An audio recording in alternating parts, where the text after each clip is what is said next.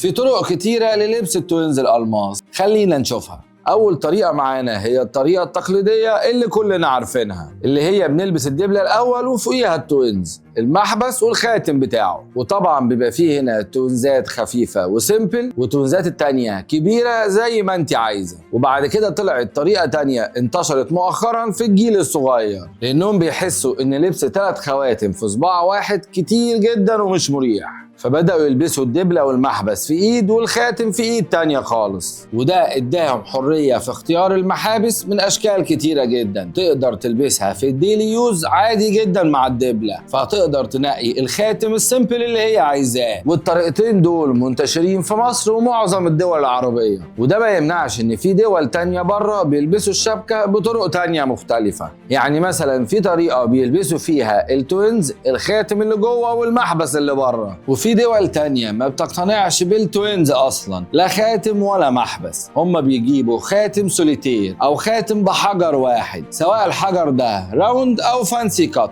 وبس كده. اكتبوا لنا انتوا بقى في الكومنتس ايه اكتر طريقة من دول حبيتوها اكتر. كان معاكم دكتور ياسر الطويل، وده الجواهرجي. سلام.